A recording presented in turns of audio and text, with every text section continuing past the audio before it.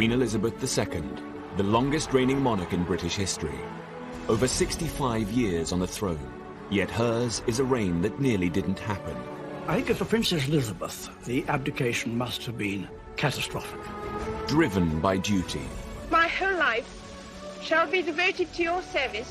She's ruled over crisis and war. Our thoughts today are with those in the South Atlantic. And dramatic social and technological change. Television has made it possible for many of you to see me in your homes on Christmas Day. She's seen over 12 prime ministers come and go. The Queen has a very sharp mind. She's endured the breakup of the Empire and the creation of her beloved Commonwealth. The Queen had an instinct Of what the new Commonwealth was about. Throughout it all, she's been a steadying presence. Yet the most famous woman in the world remains mysterious. This is the inside story, as told by her closest friends and advisors. I think the Queen is basically a very shy person. She's very humble, actually. She's a wonderful mimic. I mean, she's really, really funny. It's hard to imagine a world without her. She has done her job bloody well. Elizabeth, the wife, the mother, the Queen.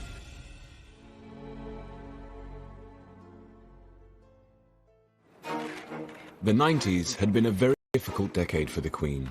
She dealt with a very public backlash after the breakup of her children's marriages. It has turned out to be an annus horribilis. And following the death of Diana, public opinion was at an all-time low. The Queen was seen as out of touch, traditional and too formal. As the 21st century beckoned, the monarchy needed once again to rethink the way it related to its people. Tony Blair had swept to power in 1997. We ran for office as New Labour, we will govern as New Labour. He was the Queen's 10th Prime Minister, her youngest to date, and perhaps her most modern. And he was all too aware of the importance of her role as our monarch. The Queen regards the monarchy as a huge responsibility, and all of her life has been trying to live out this sense of duty and obligation and to make sure that the monarchy remains still relevant to people. I found her ultimately knowledgeable about issues and with this ability to kind of sense where public opinion was in a way that would have put to shame many politicians. Alistair Campbell was Tony Blair's Director of Communications at the end of the 90s and has written about the Queen. One of the people I interviewed, one of her circle, talked about how important it is to her that she is held in affection. He said the opposite of affection is disaffection, and if you have a public disaffected with the monarchy, you have no monarchy. The new century was a chance for the Queen to rebuild bridges and reconnect with her public. And Tony Blair wanted to help the monarchy do just that. To celebrate the arrival of this century, New Labour built the Millennium Dome and planned a huge New Year's Eve celebration to be televised to millions of viewers. Tony Blair wanted the Queen to be guest of honour and join her people at this significant time. It was obviously a very big moment in history. Yeah, and it was important that she was out there on that evening, I think. The idea was that the Queen and the nation would be entertained by breathtaking acts from all over Britain. There's this wonderful performance that was going on 60 feet above our heads. I had this terrible vision of these people somehow falling from the top of the dome and crushing the royal family, and thinking that this is not a great headline for the world. The Millennium celebrations included a spectacular fireworks display. But inside the dome, Blair's plan was turning into a night the Queen would rather forget. News editor Stuart Purvis was a guest at the dome. You have to remember that the Millennium Night celebration at Greenwich was not a royal production. It was almost a political production, really. And it showed. It was really a bad event. I suspect the Queen thought, this isn't one of my shows, if you like. And she was really not comfortable with the whole thing. As Big Ben struck midnight, the whole dome broke into Auld Lang Syne. This was all a bit weird. Suddenly, it was a kind of family occasion.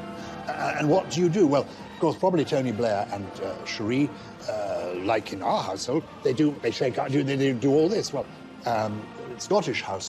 grand Scottish households, they don't do that because the ladies don't want to get all their diamonds and things cluttered up with that, so you hold hands like this. So the Queen and Prince Philip were doing it their way. Tony and Sri were probably thinking, well, how do we do it? And so everyone is feeling a little bit awkward. Her discomfort was palpable to the millions who watched the celebrations on TV. I think Tony was just a little bit conscious of the fact that he's bringing in the new millennium with the Queen, and that's never been done before. So do you grab her hands and make them cross over? And said, no, I don't think it'd been rehearsed. Well, the whole razzmatazz thing, I don't know. It's sort of...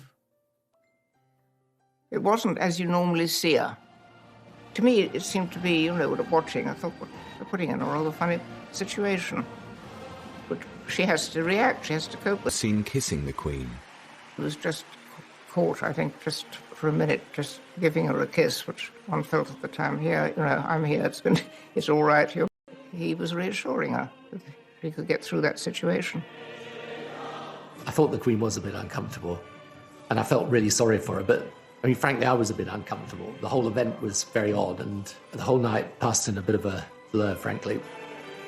But anyway, she put up with it in extremely, good spirits, considering. The event had put the Queen in an undignified position.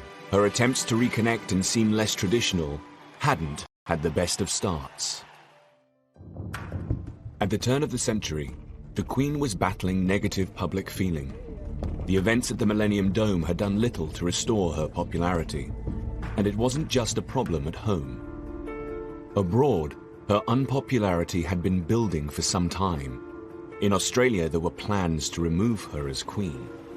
Critics speculated that if it could happen down under, then one day it could happen in the UK. In the 1990s, Australian Prime Minister Paul Keating had proposed a republic. It would be the intention that as a result of this committee's deliberations and the public discussion that would follow, the Australian people would be in a position to decide by referendum later in the decade whether Australia should become a republic by the year 2001. Though there's a lot of affection for the Queen in this country still, the country's outlook and aspirations can be represented by a non-Australian. When I met the Queen in Balmoral, she said, of course, I will always take the advice of Australian ministers and the Australian people. And I said, ma'am, we'd expect no less and ask for no more. As well as Australia, the Queen was the head of 16 different nations across the globe, from Canada to Jamaica, New Zealand to Papua New Guinea. If Australia became a republic, more countries could follow suit. But despite the high stakes, she was careful not to get involved in the public debate. There was an affection there. After all, Prince Charles had been to Geelong grammar school for a term or so. I think it would be disappointing to the Queen. But on the other hand, she had really accepted that it was the decision for the Australian people to make. In 1996, Keating was replaced as Prime Minister by John Howard, a politician with monarchist sympathies. But the referendum would still go ahead as planned. I honestly do not believe Australia would be a better... And unless there's a good reason, you don't break links with your history. But even more important than that, it works. On the 6th of November 1999, Australia went to the polls. As the Queen nervously waited for the result, it looked like her 48-year rule of Australia was about to end. Well, the Queen was intensely interested in the outcome. I knew that whatever the outcome would be, she would wish Australia well and retain an interest and affection in it. When the ballots were counted, the results were a surprise to many. All 6 states had voted to keep the Queen. The country had an appointment with history, and it failed the appointment. Incidentally, the Australian rugby team were in the UK, competing in the World Rugby Cup final in Cardiff. The Queen was there to present the trophy to the winner. I'm told she was very pleased, but by the person who officially conveyed the result. What we didn't know is that the Australians would come to the UK and win the Rugby World Cup, which added a certain piquancy to it, including the Queen presenting the trophy to John Eales, the Australian captain, just after the result of the referendum. As they say in Fleet Street, you couldn't have made up. The Queen's presence at the Rugby World Cup final was a symbolic moment. For many Australians, it was cause for a double celebration. The Queen had held her own in the country she regarded with fondness. But closer to home, family worries were about to test her in a far more personal way. The Queen's sister, Princess Margaret, had been ill for some time. In 2002, her health took a turn for the worse. Princess Margaret had always been the Queen's glamorous and mischievous sister, and they were devoted to each other.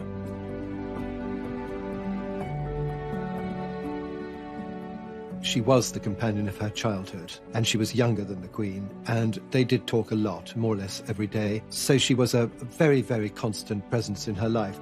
Growing up, the Queen's family had been a tight-knit unit. They called themselves Us Four. After the death of their father, two sisters became even closer. And they'd had other difficult times. In the 50s, the Queen had not been able to support her sister's relationship with divorcee Group Captain Peter Townsend.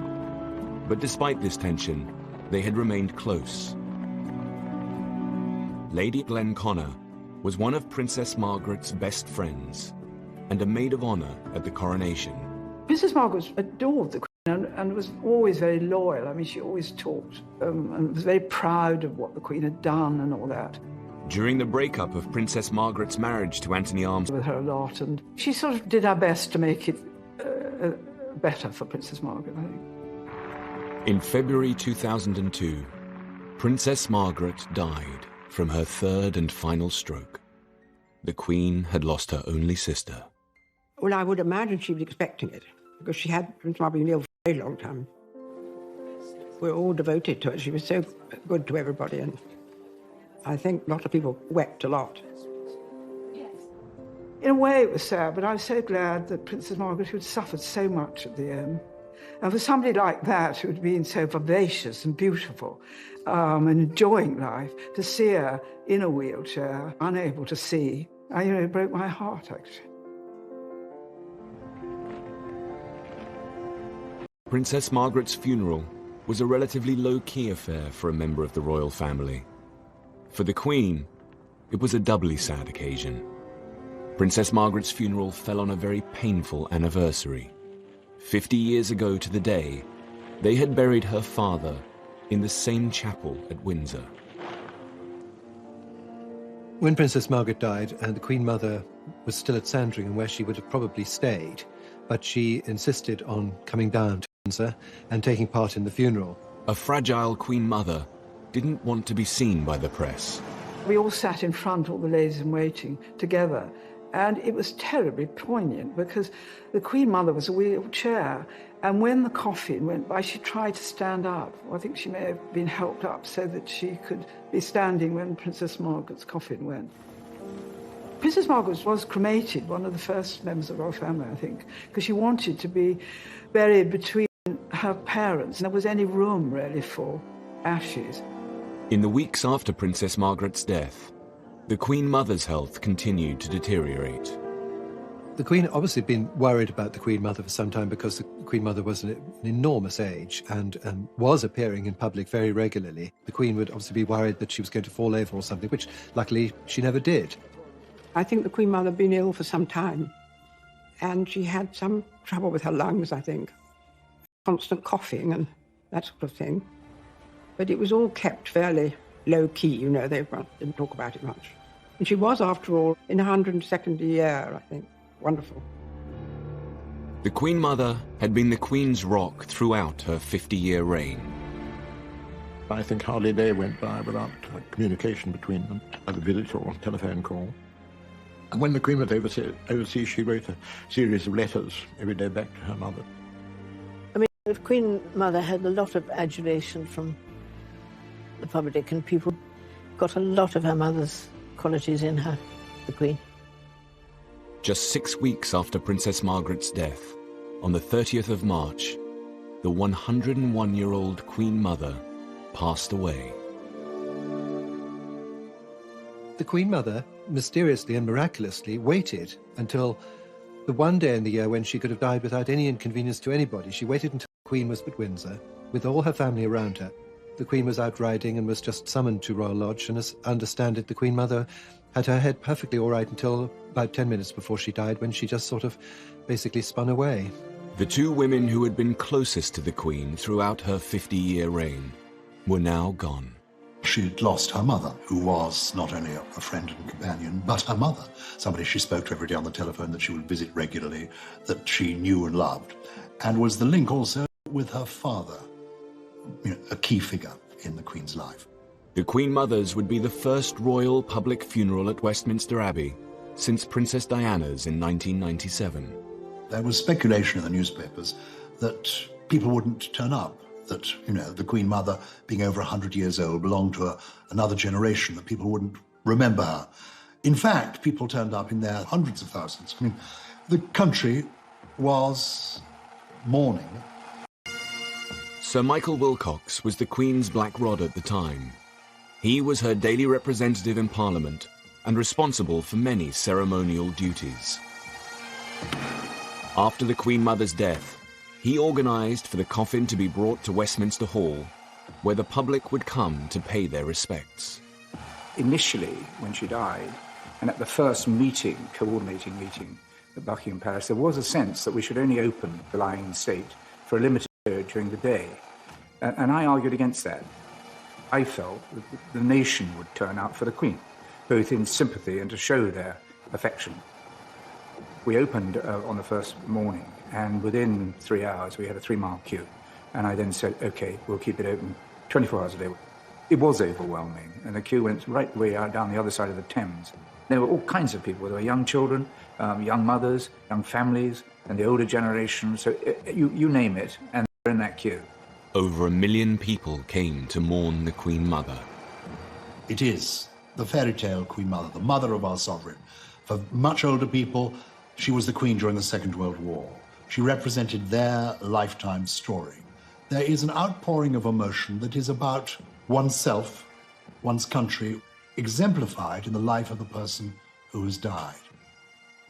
One hesitates to compare it to the emotion over Diana, but it was, after the death of Diana, swung decisively in the monarchy's favour. She's had a great life. Diana only had a short life, but she's done so much for history, she's gone through so much, and she just really puts the backbone back into Britain. She was a wonderful lady. We love him very much, and he do a lot of good for we. As the Queen left Westminster Hall, the crowd reacted in a surprising way. It would be a transformative moment as the public now began to support the Queen. There was this very polite, very discreet clapping, which was almost symbolising the transference of affection from one great matriarch to another, and I know that the Queen was very touched by that. On the eve of the funeral, the Queen addressed the nation. Ever since my beloved mother died over a week ago, I have been deeply moved by the outpouring of affection which has accompanied her death. But the extent of the tribute that huge numbers of you have paid my mother in the last few days has been overwhelming. I thank you for the support you are giving me and my family as we come to terms with her death and the void she has left in our midst. It must have changed her life enormously to lose her mother and her sister within a few months of each other like that. It must have been very traumatic for her, very sad. I think she missed them a lot.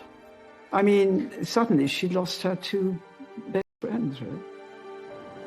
After the service at Westminster Abbey, the Queen Mother's coffin was taken to Windsor Castle, its final resting place, alongside her husband and daughter, Princess Margaret.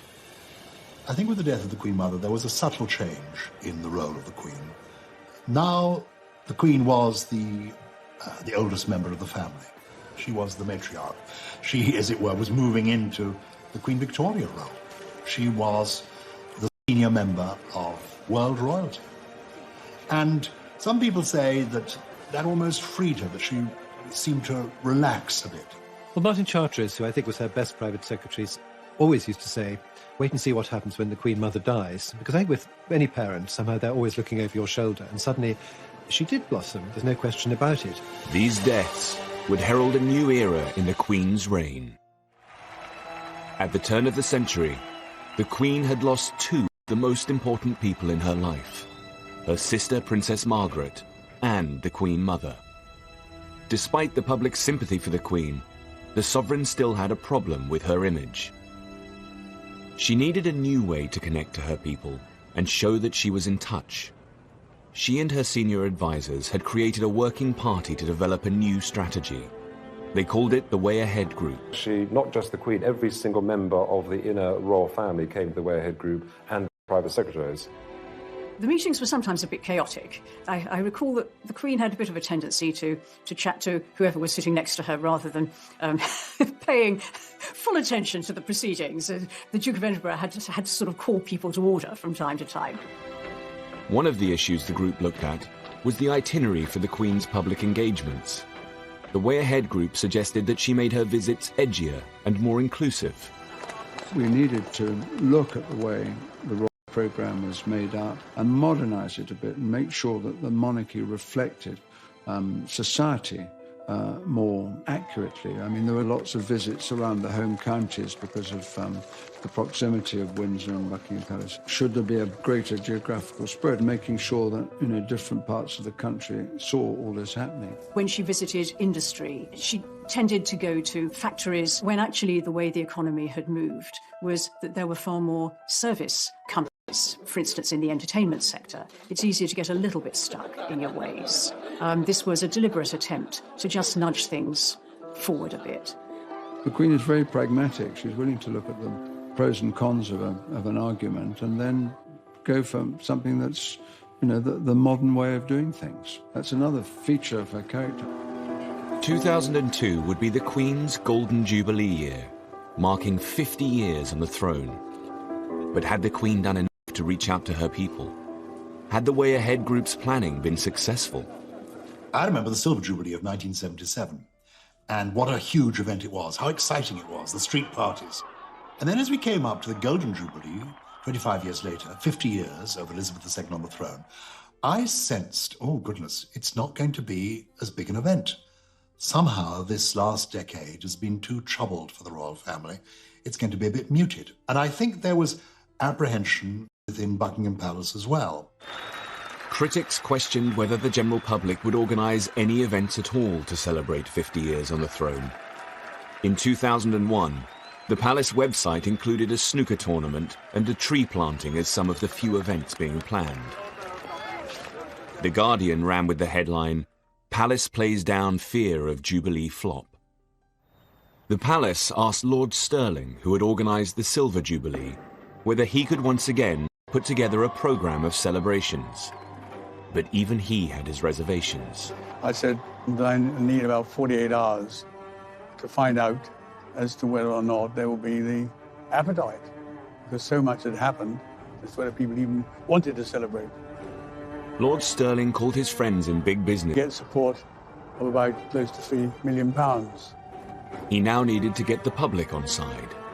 I remember asking Murdoch and crowd how they would feel about supporting it, and Rupert in particular was hugely supportive of the Queen, etc. Rupert Murdoch's newspapers began to get behind the Golden Jubilee. The Sun tried to encourage its readers with the headline, "Have a bash for Her Madge." It would not have been sensible to have spent a lot of time saying, this is going to be the greatest event in British history. I think one of the great insights was, don't set expectations too high, and that would have come from the Queen herself, who doesn't like a fuss. The Queen's Golden Jubilee celebrations kicked off with a nationwide tour. But would the public turn out to greet her? Some were fearful that the Queen might turn up and there wouldn't be a particularly warm welcome. Or would there be a welcome at all beyond the mayor turning up and the civic dignitaries? In fact, it was a huge success.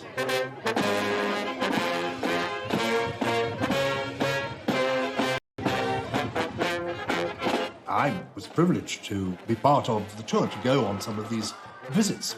And the Queen was moved, was touched to find that so many people turned up, cheering, waving their flags. And from people being apprehensive about it, it turned into a huge triumph.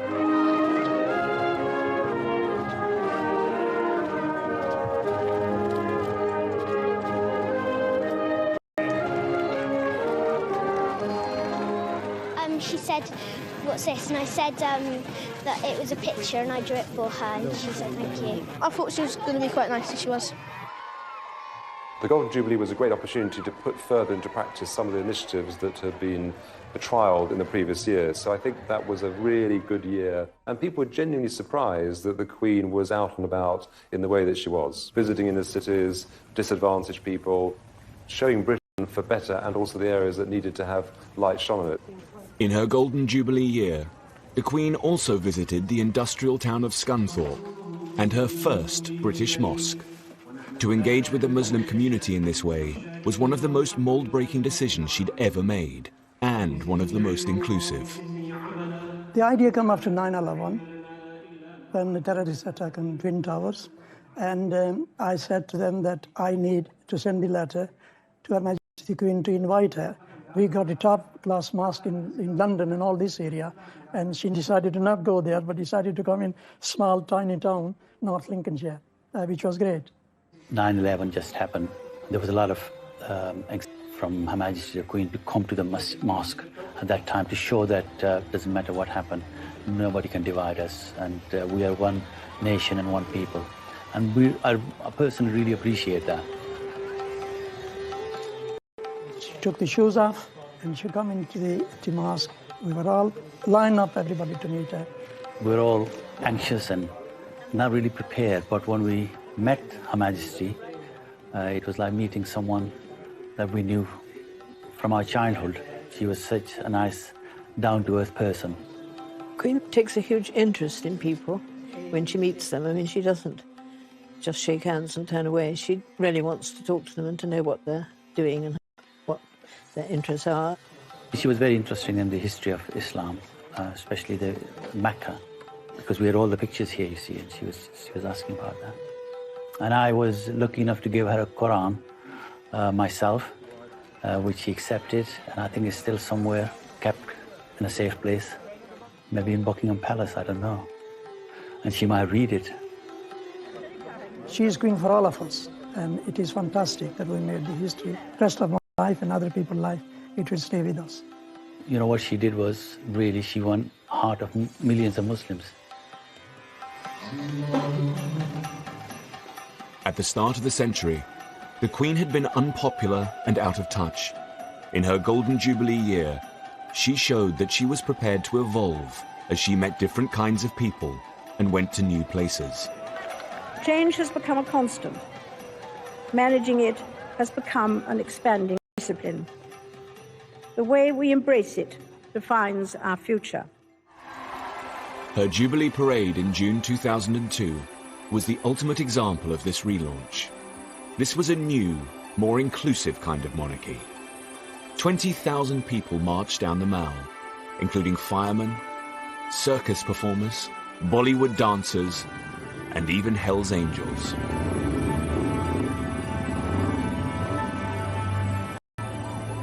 How far have you come to be here today? How far's Australia? 10,000 miles? Oh, well, I'm a true royalist. I just think it's wonderful. The whole world seemed to have come out to celebrate with her.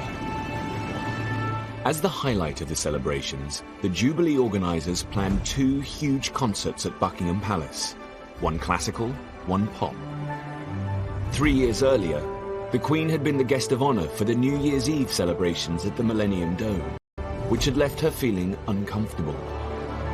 The Jubilee concerts were her opportunity to show the world that she could be less traditional, less stiff, an event to take place in its grounds. I had the pleasure of an audience with the Queen to bring her up to date as what was transpiring, and it was in her private office with one of the great bay windows at the back of the palace. And then I mentioned about the various events, and in particular, the concerts were going to take place at the palace.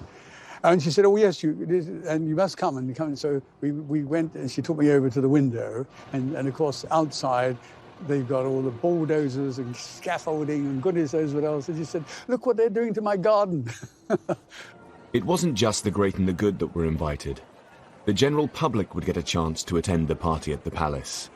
2 million people entered the ballot for golden tickets. Having these major events in the palace itself, I think, was a brilliant idea. As it sort of draw people into it as against having the mystique. The pop party at the palace lasted for 3 hours.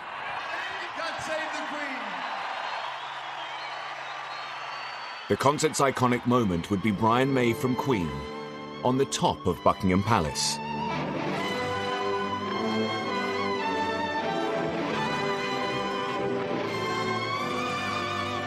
The Queen had heard her national anthem many times, but not quite like this.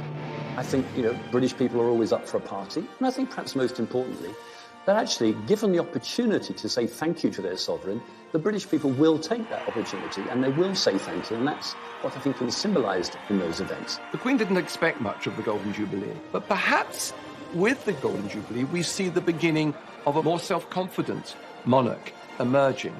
It's her millennium, it's her turning of the clock and moving into a new, very relaxed, very happy age. The Golden Jubilee had put the Queen back on top, but there was still a problem that she needed to resolve. At the classical concert, a few rows back from Prince Charles, was his longtime mistress, Camilla Parker Bowles. This was her first public appearance in the presence of the Queen. For the Queen, to truly put the difficulties of the past decade behind her, Camilla's status in the royal family needed to be dealt with once and for all. By 2005, it became clear that Prince Charles's relationship with divorcee Camilla Parker Bowles needed to be sorted out. Camilla's presence tarnished the Queen's public image. Divorce from the early years has been the bugbear of the Queen's reign, from the abdication through Margaret and then up to Charles and Diana. It manifested itself still as an issue when it came to the remarriage of these two divorced persons, Charles and Camilla. But there was this extra for the breakup of the marriage and the tragedy of Diana. By the time of the Jubilee, Camilla was living with the Prince at Highgrove. He had always made it absolutely clear that she was a non-negotiable part of his life. So you have a situation where the Prince of Wales is basically, if I can put it like this, living with his mistress. And that's not very satisfactory, because one day he becomes head of the Church of England. She was a divorcee. He had also been divorced, but his first wife was dead. In an attempt to introduce a more positive image of Camilla, Prince Charles ran a carefully planned public relations campaign. The Camilla problem needed to be settled before his succession to the throne. If he was going to marry her, it had to happen during the Queen's reign, and so a very well orchestrated campaign set up, which took about 2 or 3 years, at the end of which they were able to marry. The 9th of April 2005, Charles and Camilla married in Windsor Registry Office. But there was one key person who could not attend. The Queen clearly believes in being the defender of the faith, and people also forget she is the supreme governor of the Church of England. So there are certain things that she will not do because of the kind of authority God has given her. The Queen could not possibly be seen to countenance the remarriage of two divorced persons. So it was quite simple. They had to go down to a registry office in town, in Windsor, and get that side of things done, the public side, with her not involved. But it doesn't mean she will be unloving. So she would really recuse herself from those areas which, in fact, she says to herself, I am the supreme governor, but Charles, my son, a service where God's blessing and forgiveness is being asked for, I'll be there. The Queen did attend the blessing and hosted their reception at Windsor Castle. Sir Nicholas Soames was one of the wedding guests. It was a wonderful day, a huge gathering in St George's Hall. And the Queen was very, very much on parade. And she made the most charming speech. It was a special day for the Queen in more than one ways, in that it was the day of the Grand National. Brass tapped. Voice says, the Queen has an announcement to make, an important announcement. And the Queen stands there and says, yes, exciting news, everyone. Hedgehunter has won the Grand National. She used it as a metaphor and talked about Charles and Camilla and said how they'd survived Beecher's Brook, how they'd survived the chair and all the other obstacles. She said, welcome to the winner's enclosure. And to liken the struggle that they'd been through to the Grand National from the Queen really was the sign of approval. She was absolutely charming, and there was a great roar of approval. I mean, a great roar after she'd done it. It was a great day. No, absolutely. Gosh, I mean, what a time it has been. The marriage seemed to draw a line under the Queen's troubles. In 2006, as she approached 80, the monarch moved into a new phase. I do think the press in particular didn't see the royal family institution, the monarchy, as being a source of stories in the way that they had previously, and that made a difference. I think the country were getting used to a new generation of the royal family, and I think the fact the young princes were emerging made a huge difference. I think people began to see the Queen also not just as a mother, but as a grandmother. As the decade ended, her grandchildren began to take a more visible role in royal life. They obviously love her, and I'm sure she loves them too. And I'm sure they go to her for advice, because they couldn't have a better person to ask. I think if you asked Prince William and Prince Harry if they'd learned anything from the Queen and the Duke of Edinburgh, they would say a great deal. I know that's the case because I've heard them talk about their grandparents in terms of respect, affection, but also seeing how they do things. And if you like the style of Prince William and Prince Harry, it's because they've learned a lot from past masters at the game. As the Queen headed towards the end of the decade, she had a new confidence. I think the Queen is basically a very shy person. I've seen her stepping out of the royal train and having to gear herself up to face the crowds many times. When that challenge is overlaid with public criticism, as there was, for instance, at the time of Princess Diana's death, it's very hard to bear. So if instead what you're reading in the newspapers and seeing on television is broadly supportive and warm towards you, you relax in turn. And that is what's happened to some degree for the Queen. Finally, she came into her own and became in many ways a different woman, clearly at ease with herself, but she is clearly totally at ease enjoying her job, and the country is enjoying her doing it and wants her to go on doing it as long as jolly well possible. She had seen personal loss with the deaths of her mother and sister. She had seen her son and heir, Prince Charles, remarry, and she had proved her relevance to the British people. At the end of the decade, her popularity had never been so high. The world now saw a more self-assured monarch, the nation's grand. Recognize that you have to be more out there with the people in today's world, but you never forget with her that she's the Queen, and that ability to retain the aura at the same time as move with the new age, that's really what marks her out, I think. In 2012, the Queen celebrated her Diamond Jubilee, marking 60 years on the throne. She became only the second monarch in British history to reach this landmark. The first had been her great-great-grandmother, Queen Victoria. Queen Elizabeth II's reign had encountered many highs and lows in its 6 decades, but she had come through them all. Inevitably, a long life can pass by many milestones. My own is no exception. As the Queen moved into her 90s, the decade would test her strength, wisdom, and moral leadership. But in 2012, the UK prepared to celebrate the Queen's Jubilee and thank her for her years of service. By the time of the Diamond Jubilee, the Queen had had a bit of practice at Jubilees. They didn't worry her so much anymore. She had entered this more serene, less controversial aspect of her reign.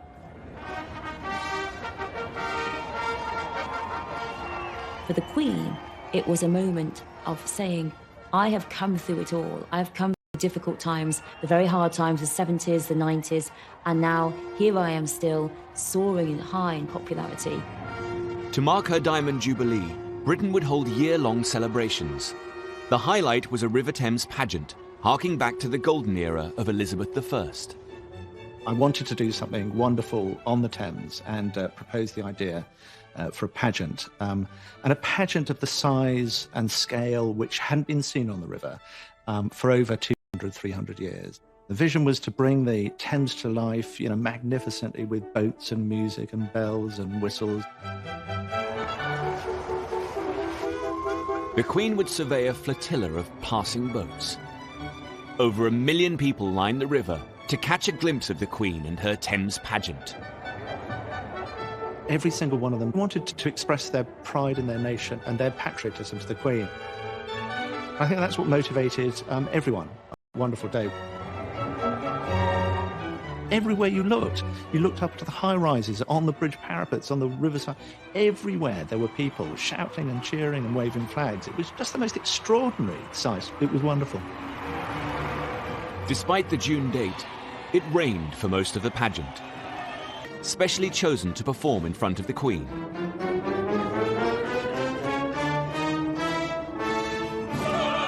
One of the singers was Monica. We sing Land of Hope and Glory, and then we're greeted by the royal family. And it is honestly one of the wettest weather experiences I've ever encountered. But until we actually saw the Queen, it didn't quite hit us precisely how fantastic this occasion really was. And then I don't think anyone felt wet or cold. And I think it just took on a kind of quite strange, otherworldly moment. We just think this is our job, to honour this woman and try and do our job really wonderfully for someone who's done her job for decades.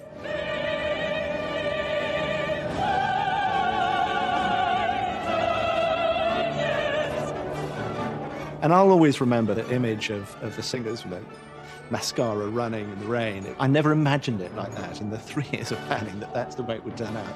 But it was wonderful in the way it was completed. There's also, I think, a feeling of poignancy on her part and on the part of those who were there, that this could well be the last time. That the idea that maybe one day, before too long, we won't be saying, God save the Queen anymore, added something to that occasion.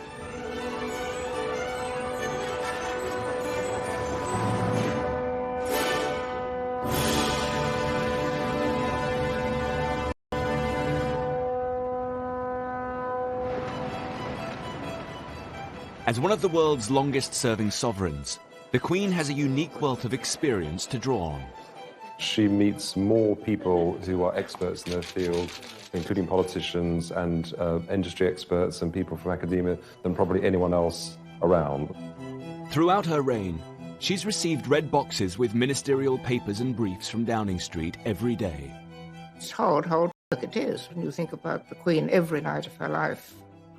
Most people can probably go home and do what they want to do, but the red box appears every single night.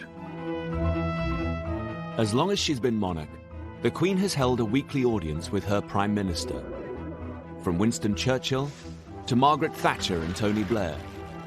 At a superficial level, she was just the Queen, listening to the Prime Minister, as it were, and exchanging different conversations with the Prime Minister. But as the time went on, in my interaction with her, I came to have a real regard for her basic judgment and perception about society, about the country, about the people of the country.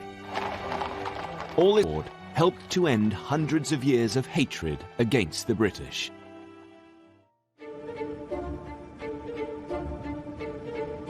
The Queen is the world's most travelled monarch.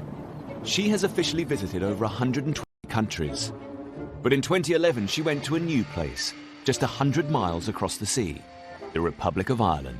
She was always really interested in the peace process, very committed to it. One of the few conversations where she literally picked up the phone and you held the phone, as they said, it's the Queen on the phone, was after the Northern Ireland peace agreement. For over 100 years, British rule had been viciously contested in Ireland. Hundreds of people on both sides of the water had been killed in what came to be called the Troubles. The Queen herself suffered great personal loss. In 1979, the IRA had murdered close family members, Lord Mountbatten and his 15-year-old grandson. Known to her as Uncle Dickie, his death had been a huge shock. Queen, I think, was genuinely fond of Mountbatten. It was a totally gratuitous, pointless murder. To honour this great loss, he had been given a funeral at Westminster Abbey. But I think the depth of feeling is so terrible at that time.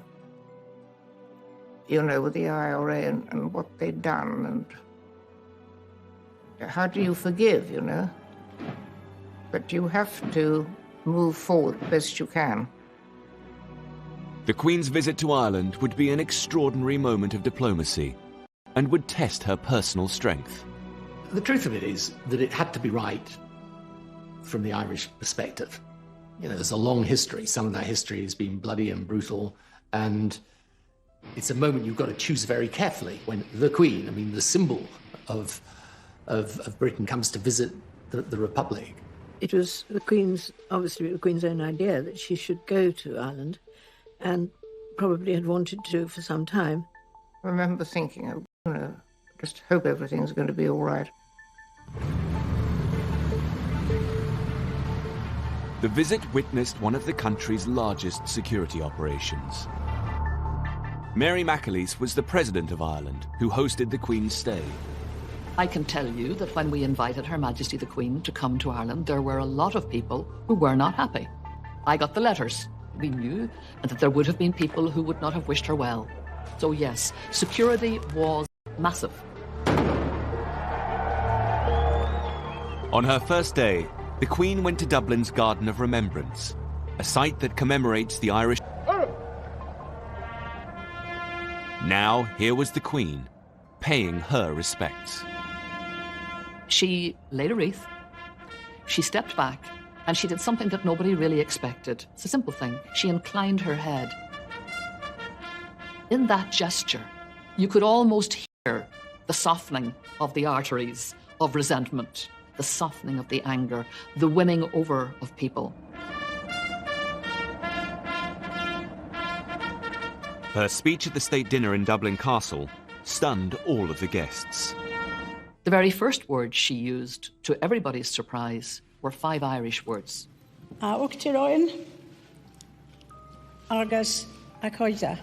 President and friends. My reaction just was wow. And I was watching right around the audience where everybody else was saying, you know, wow. The saying of that in the Irish language went deep into the hearts of people because for generations, the British establishment had tried to obliterate this ancient language and had come very close to doing so. The speech continued in a very personal tone. Through the history, our islands have experienced more than their fair share of heartache, turbulence and loss.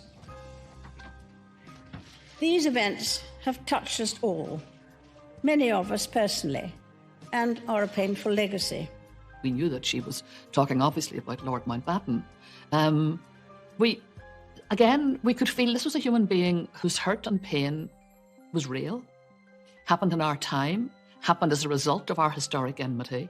The entire trip took some very bold and risky decisions. On the second day, the Queen visited Croke Park, the spiritual home of Gaelic sports. But it was more than a sporting venue. In 1920, this was the site of the first Bloody Sunday. In 1920, in the middle of a match, British forces went through the gates in tanks. They opened fire on players and on spectators and killed a lot of people and maimed more. It became a moment of utter rage for Ireland that fueled the ongoing historic resentment. The president of the Gaelic Athletic Association, Christy Cooney, took the Queen to where the massacre happened.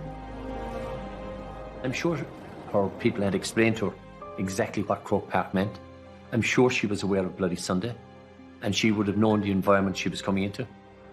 My memory of her walking onto the pitch and Christy Cooney saying to her, you know, this is where British troops came in and killed 14 people on Bloody Sunday.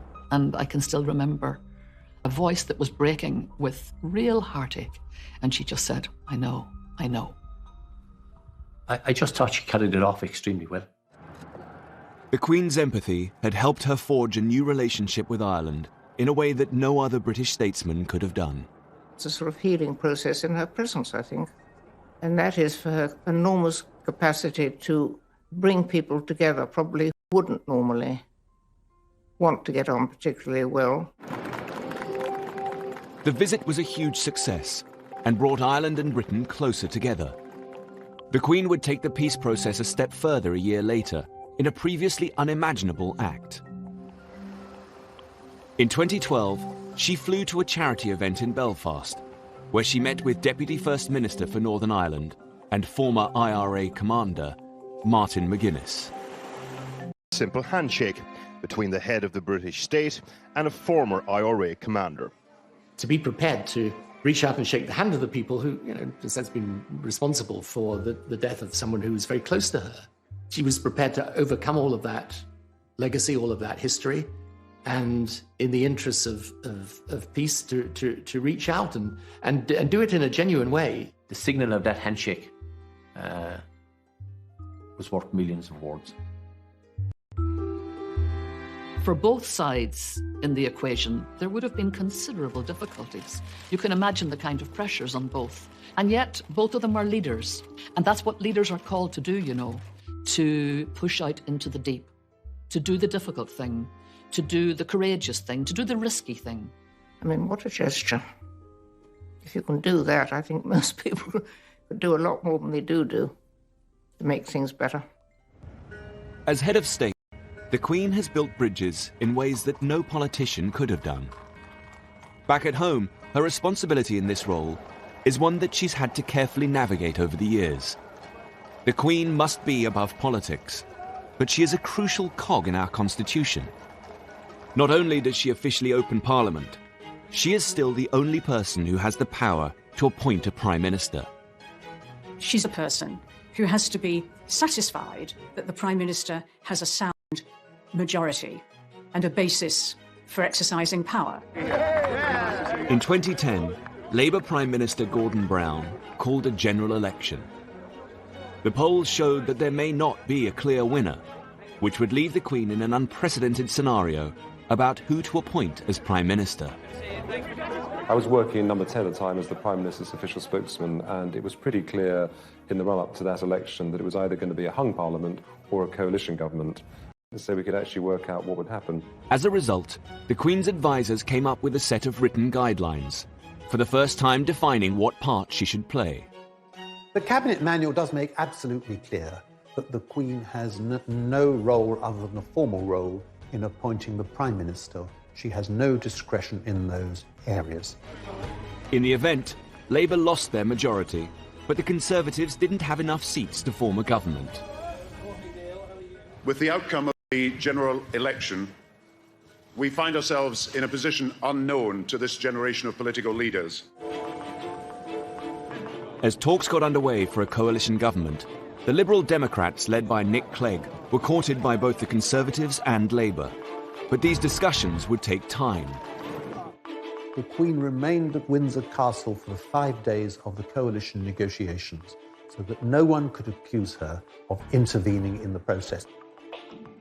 I was in the Prime Minister's study when he called Nick Clegg on the Tuesday afternoon and said, "Nick, I can't wait any longer, nor can the Queen. I need your answer." And Nick Clegg then had to make the decision that he would go into coalition with the Conservative Party. I've informed the Queen's private secretary that it's my intention to tender my resignation to the Queen. I shall advise her to invite the Leader of the Opposition to seek to form a government. For his final trip to the palace, Gordon Brown took his wife and 2 small sons, as Labour bowed out of power.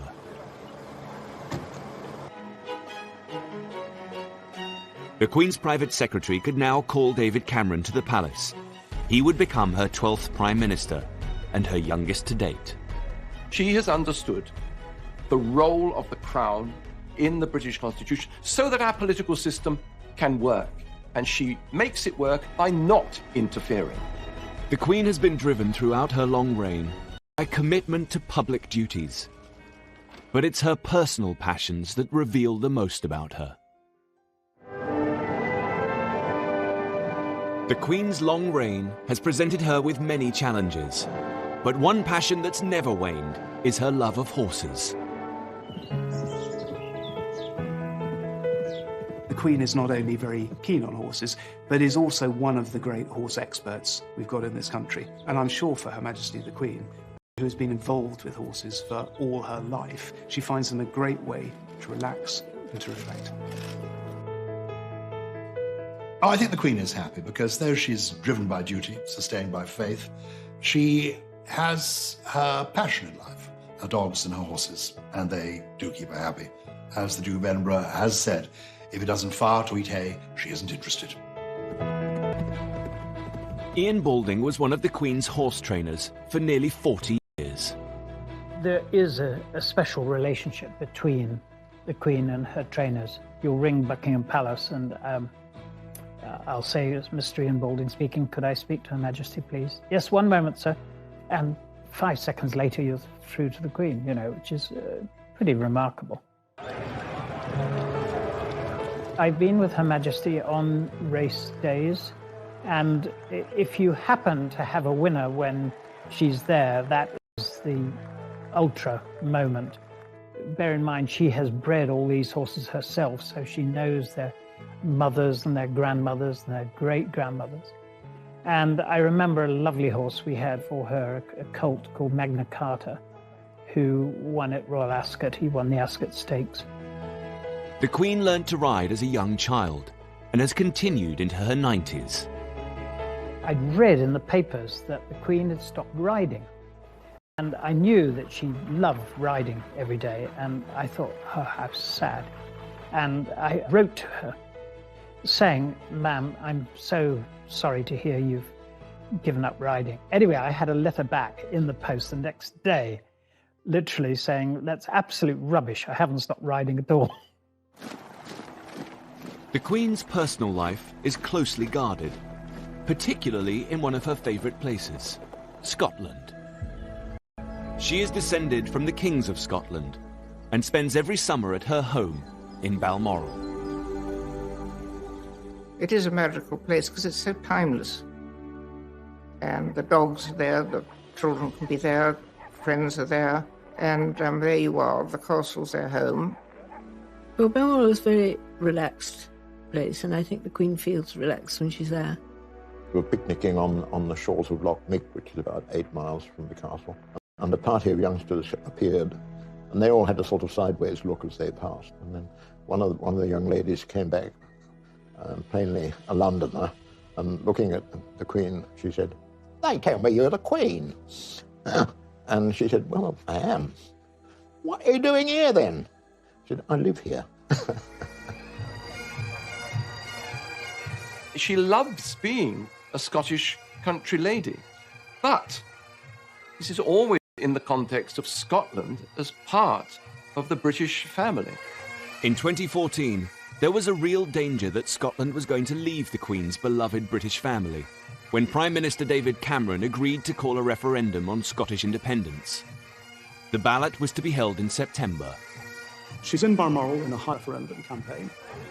In early 2014, the campaign to leave had been trailing in the polls. But by the time the Queen came to Balmoral for her summer break, the Scottish nationalists had narrowed the lead. In the last couple of weeks, the yes campaign and the no campaign were effectively neck and neck. There is a real sense of emergency taking hold in London, and a sense too that the Queen actually could be the ace for the UK campaign, that she's the person that's actually going to have to intervene to make absolutely certain that they were going to win the no vote.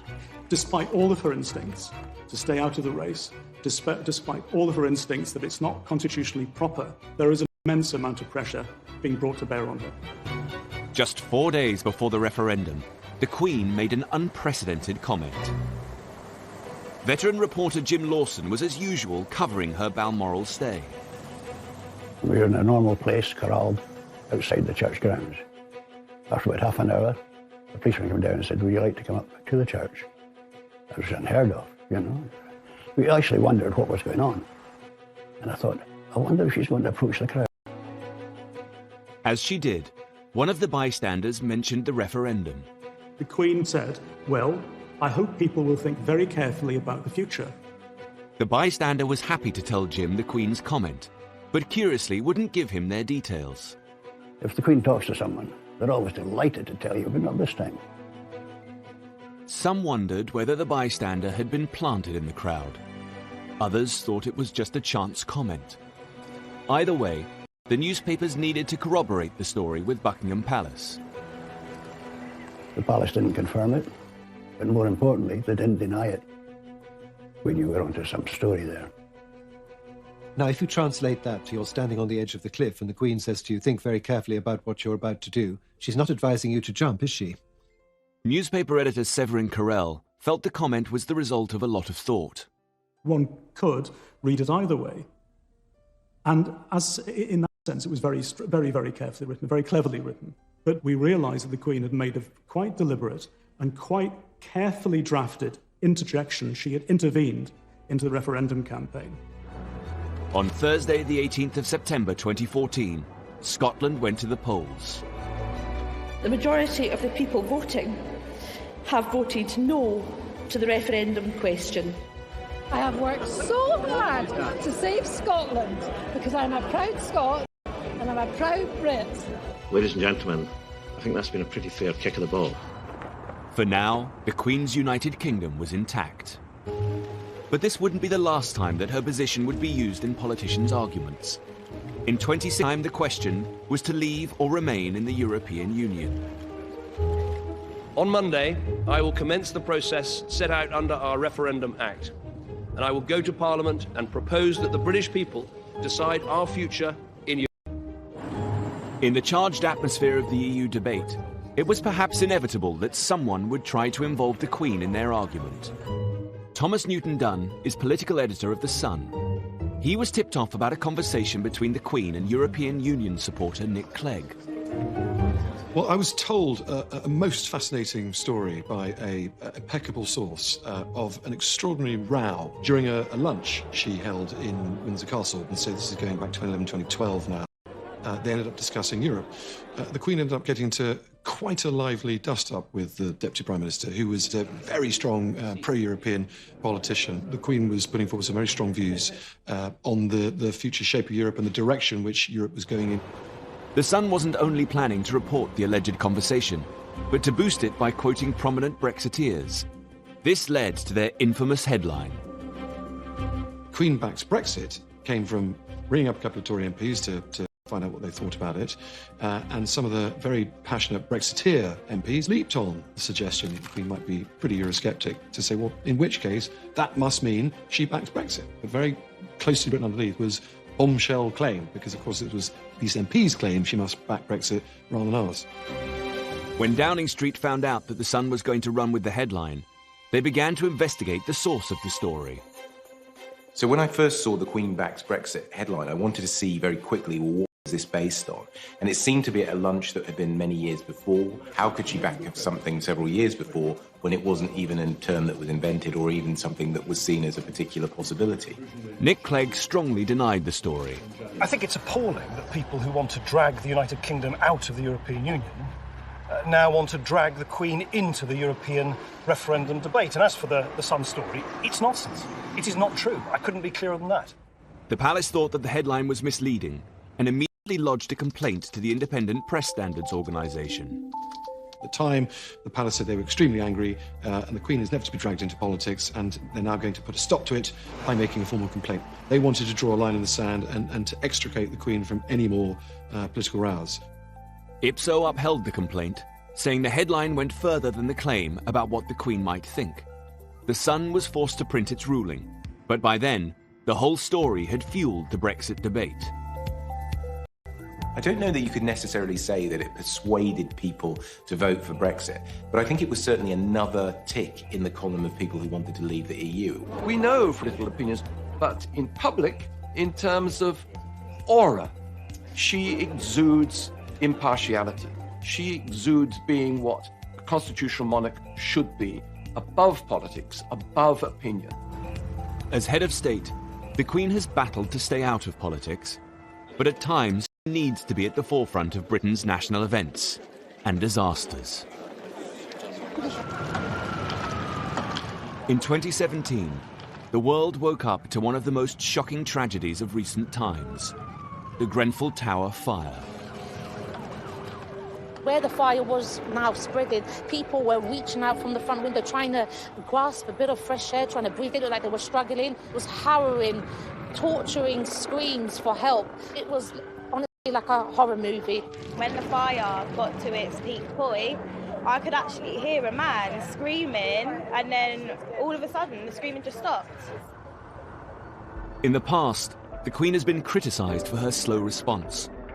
In the 60s, she waited 8 days before visiting the victims of the Aberfan disaster, an accident in a Welsh mining town which claimed the lives of 28 adults and 118 children. It was a sort of lesson, as all, that you have the need to show sympathy and to be there on the spot, which I think people craved from her.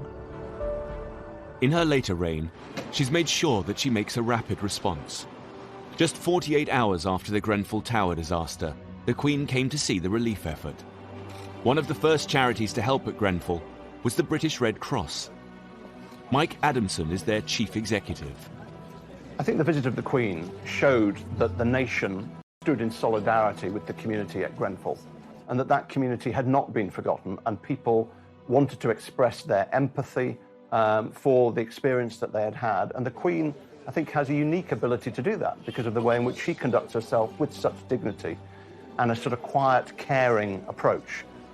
And she went immediately to greet people, to say hello and how are you? And this was a big event affecting a lot of people in our country.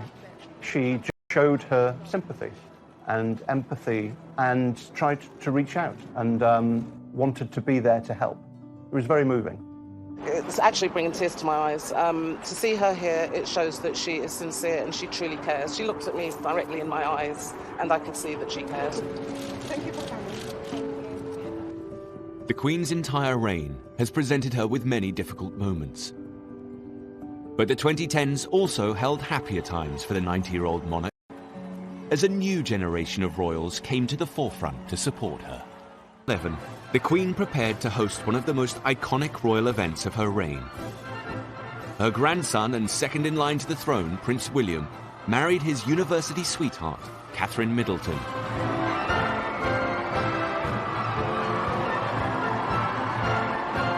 It was a significant moment for the Queen's succession. The media are terribly excited about a wedding. The transparent happiness of the young couple just permeated right through the occasion. And that must have absolutely delighted the Queen. Marriage is vital to the royal family. It's about stability. It's the fact that you're going to continue down the generations. It's all about passing on the genes.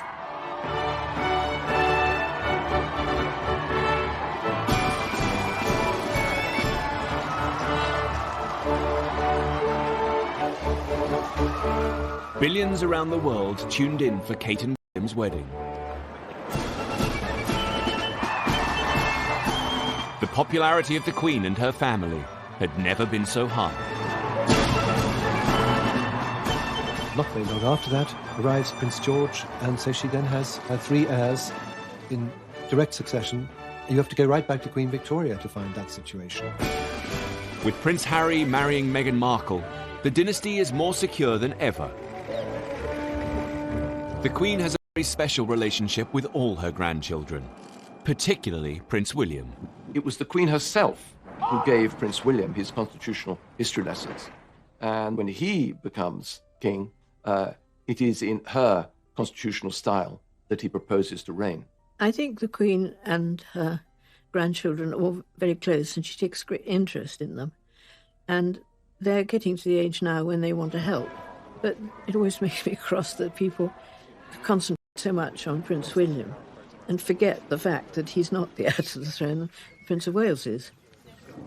Prince Charles's style is in stark contrast to his mother. While she tries to remain politically neutral, her son has always made his views very clear.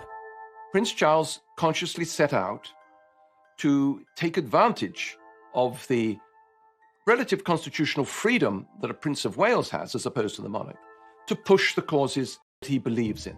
Therefore, he has felt it totally within his remit to write letters lobbying unashamedly prime ministers, ministers, members of the Church of England, bishops, to get his point of view across. He didn't write me that many letters, but when he did, they were perfectly sensible things. I mean, and they were much more in the sense of saying, look, I've been talking to people, for example, about countryside issues, or they might be about defense questions, and certainly around issues to do with climate change, the environment, and so on. he seems to have proclaimed that this is going to continue once he becomes king. And he believes he can rule in a different constitutional style from his mother. He will do very well. But, you know, I think that's all in the future. But I don't think one wants to be under any delusion of the fact that this will be a great task. As the Queen continues into her 90s, Prince Charles has begun to take on more of his mother's responsibilities. On Remembrance Sunday 2017, he laid the wreath at the cenotaph. As head of the armed forces, it's one of the Queen's most symbolic duties and points to a changing of the guard. One of the Queen's most important legacies will also be the Commonwealth. In an era that might otherwise have seen the disappearance of things monarchical, she brought it into the 21st century. You can't quantify it. She really has been part of the invisible glue holding it together. And the Commonwealth, in turn, has valued her energy, her commitment, her good humour, and her enjoyment of it enormously. Thank you, Mr. Prime Minister of Canada, for making me feel so old. In 2018, there was confirmation that Prince Charles will succeed the Queen as head of the Commonwealth. It was the latest in a series of landmark events for the royal family in just a few years. In July 2013, Prince George was born to the Duke and Duchess of Cambridge. For the first time since the reign of Queen Victoria, there was a monarch and 3 generations of direct successors to the throne: Prince Charles, Prince William, and Prince George. Suddenly you have this wonderful 4-tier royal family, because there's the Queen and Prince Philip still very much out and about and operating. You have Prince Charles doing his own thing with Camilla, and you have the Duke and Duchess of Cambridge, what I think of as slightly more informal, younger, you know, the open shirt, if you like, attitude to royalty. However, just a few years later, Prince Philip decided he could no longer be out and about and announced his retirement from public duty.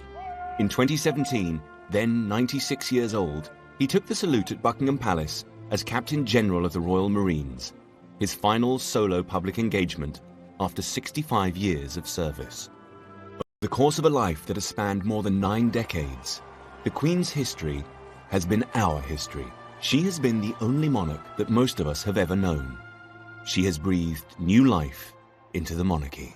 Can you imagine the Georges deciding that they had to open up Buckingham Palace? Can you imagine Victoria doing walkabouts? Historians of the future will look periods in the history of the monarchy. She has been the very essence of what a constitutional monarch should be, a lesson, not just to Britain, but to the world as a whole. That here in the 21st century, a monarchy can work. We don't think of inherited privilege when we think of Elizabeth II. We think of a woman who's done her job bloody well. Britain's longest-serving monarch has seen a time of unprecedented change. She's transformed from shy Lilibet to head of the nation and a world leader. She's also had a very interesting time. I mean, she's met over the years everybody, from Mandela to all the American presidents, you know. I think that she has enjoyed being Queen. We've lived through the most extraordinary times of enormous change, but we've had this thread of total stability with the Queen and Prince Philip. They're, you know, rocks in a very stormy sea. Anybody who's had the privilege of meeting the Queen will know that it's one of those life-defining moments. She's absolutely lovely. There's a wonderful blue twinkle to her. She's got a very dry sense of humour. I can't think of anybody who I know who's met her and who has not been completely blown away by the experience. She is the sovereign, and has been for a very long time. And to her, that's her life and her dedication. And she's never let us down, and she's not going to. I met the Queen first when I was 12 years old, and I have never, ever come away from a meeting with her that one doesn't feel that you are in the presence of someone truly exceptional. They will be very, very big shoes to fill. Very big shoes. Queen Elizabeth II has steered her family through times of incredible happiness and crippling grief and loss. Her monarchy has been through crises, but she has managed to adapt and modernize. She's brought a special brand of magic to the House of Windsor. She's a woman driven by her duty to serve the British and Commonwealth peoples. Hers has been a remarkable reign, and she will always be our Queen. Good night, and good luck to you all. Good luck to you all. Good luck to you all.